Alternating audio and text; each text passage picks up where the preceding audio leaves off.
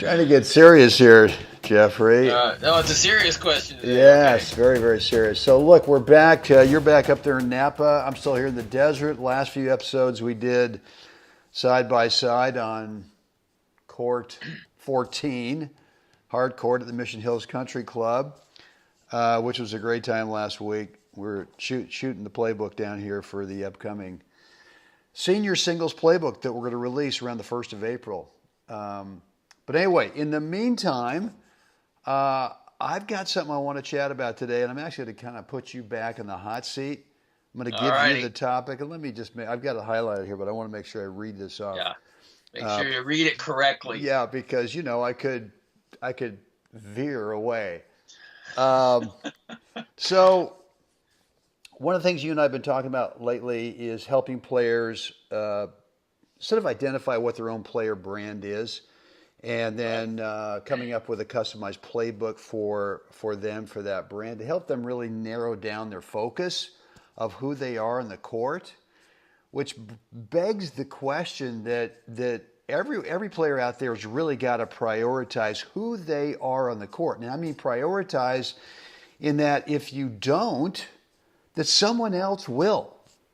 Whether it's your teaching pro, whether it's one of your buddies who says, "Oh man, you ought to be more like this guy or more like that guy." But what I want to throw out at you today, Jeff, is this whole thing about you've got to take control of your game. You've got to figure out what's really best for you, and not let just a teaching pro or one of your buddies or any kind of social pressure kind of dictate who you are out there. So there you have it. So what's the question? I understand the concept. Okay, well, the question is, how do you feel about that? How do I feel about it? I think that some of the biggest strides we make as players is when you look in the mirror and you make honest assessments of your own game. What are my actual strengths? Not necessarily what you like to do, because sometimes that's counterproductive, right? I really love this play. That's great, Jeff, but you don't really make that shot very often. So we have to be able to detach a little bit and become, a little bit, kind of the observer of ourselves in those situations. And when we're going to assess who we are as a player, you really got to bear down and decide and make honest assessments as to is my, forehand actually my weapon? I like to hit it. Are you talking to me by any chance? No. Because it's not your weapon. Wasn't maybe there's a little subconscious ding there, but I don't think so. So that I think is really the critical part, and that's, what do you like about your game, and what don't you like about your game? And to kind of do that exercise and do some self-discovery in that as you as a player. There's a great exercise that I think I think Jim Lohr, the sports psychologist, actually came up with this one. And when you do an assessment, it's like draw a circle on a page and list the 5 things that you don't like about your game. 5 things, right? And you write them out inside the circle. And it could be, I don't like my attitude. That could be part of it, right? It could be, the whole spectrum is open. It's not just like, I don't like I don't like my backhand. Okay. But it could be, whatever it might be.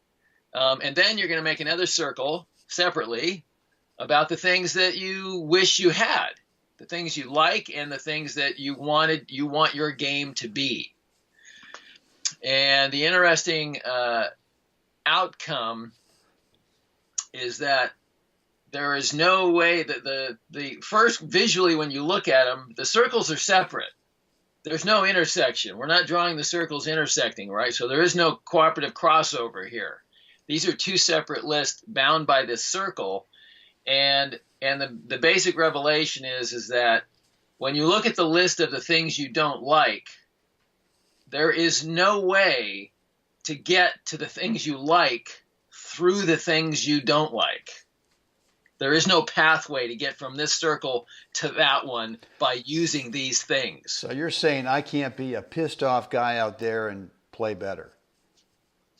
Right. Right. That just doesn't just doesn't work that way. Yeah. It just doesn't work that way. Right. There's no pathway from that mental state to a positive mental state. It's a choice that we make, a separate choice out to move ourselves out of that state into a positive state.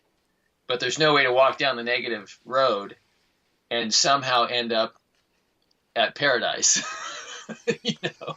It just doesn't happen. It doesn't work So that anyway, way. so I've done that with some of my students. I've used this to get them to kind of like shake them loose a little bit, to get them to really realize, if I'm inconsistent in the one circle and I write consistency in the other circle, there's no way to get consistent by continue to being inconsistent. So Right. I have to find some other methodology that says, okay, so I want to work on my consistency, but I can't do it through the way I'm playing now. Yeah.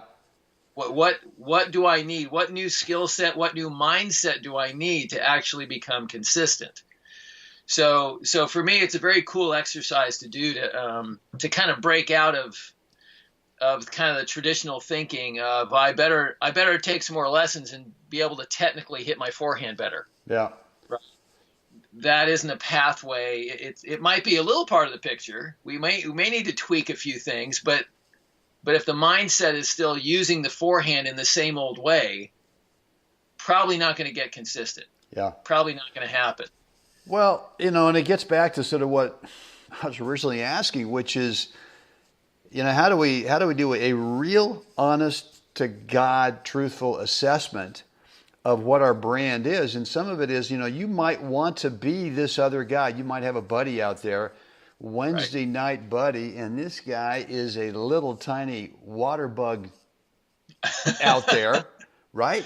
The guy moves over. I mean, the reason he's playing with you, let's say, is because you're not a water bug.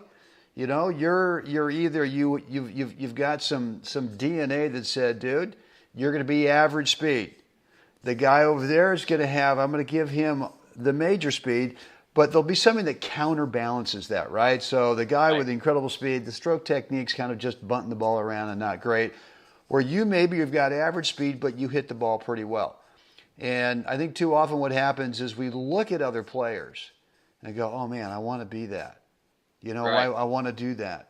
And you never really end up sort of getting honest about what your player brand should be. Right. I mean, it really should be this thing that is based on reality and not on, boy, Rafa makes that thing look so easy. I'll bet if I worked hard enough for the next 2 weeks, I could do that. There's an ad I saw. I think it's on TV. Maybe I've seen it online. It's for it's like a I guess a virtual reality thing, right? With the goggles on, and two guys are sitting there on the couch, and they got the goggles on, right? So they can't see each other, but they're watching the same thing. And this one guy just very casually says,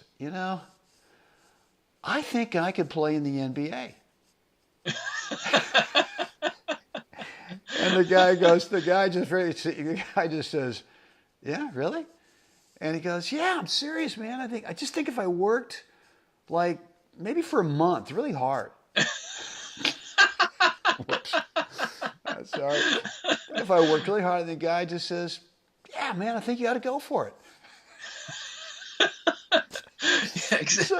I mean, that's great. Yeah. I mean, you got to be able to, really, take your ego and your pride and shove it in a mayonnaise jar and put the lid on it when you do the assessment. Yeah. You got to put it off to the side and really look Yeah. Yeah. and be honest. It's not the string job. It's not it's The string job. You miss a shot and look at your racket like, right. are It's you not kidding me, man? Are you kidding me? You cannot hit. right. You, Mr. Racket, cannot hit the ball over there the way that I intended you to hit Right. it over there. You know, those are all great things. Racket. The right racket, and is the racket speaking your language? And those can all be small little pieces of the puzzle. Right. And they are. They are, as a matter of fact, pieces of the puzzle.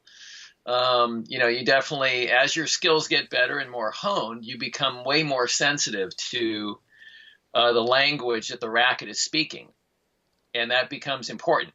At one point, it becomes really important, but it's there's a lot of jockeying around with all this external stuff, racket, shoes, hat, balls, hard court, soft court, whatever.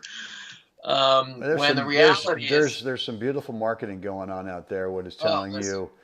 I tell you what, with every year, actually it's every 2 years that the new rackets come out, right? Isn't that the cycle? Every 2 years, and that's been going up for the last 30, 40 years. But I'm thinking, that by now, every racket on the market should have absolutely zero vibration transferring into my arm, because the very first year the big ad came out, let's say back in the late 70s, was 20% less vibration, right? And then 2 years later it was 20% less vibration, and then 2 years later. So now we're into like just complete granite. So I'm wondering, where's the racket that actually transfers no vibration, right? Because after all those 20%, I think we should be there by now, right? Right? And where's my flying car that we should have by now, right? Yes, that's right. That's a whole other subject, right? So anyway, I think you've just got to really be, if you're serious about really wanting to improve, i.e. win. i.e. win, come up with wins. Yes. You've got to be serious about assessing your skill set. Yeah. And I think I'm really fortunate that I've been able to build relationships with my clients that allows me the privilege to help them on that path, that we can actually sit down and have a eye-to-eye, just raw conversation about where they are right now with their skill set. And I know, that's a difficult place to get to as a teaching pro, to be able to build that kind of relationship with your clients. But it is very, the ideal and the goal is very high to be able to have that with your clients and to be able to have that assessment, because it gets them to relax a little bit about where they are in their game at the moment, that they can actually then go, oh my gosh, I feel so actually, most of the time the assessments I get back, then they're relieved that they don't have to play the game in this box of, again, we keep talking about tennis theory. Yeah, well, tennis theory, plus they're relieved they don't have to play like someone else. It's just not natural for them. So, all right, well, listen, all that, I think we kind of went around and around, and we sort of got to it, and that was pretty good. So, thank you for that, Jeffrey. And guys, thanks for hanging out with us today. Look, if you're struggling with trying to identify really what would be best for your game, here's the suggestion that I've got is, number one, let's jump on a free 10-minute coaching call.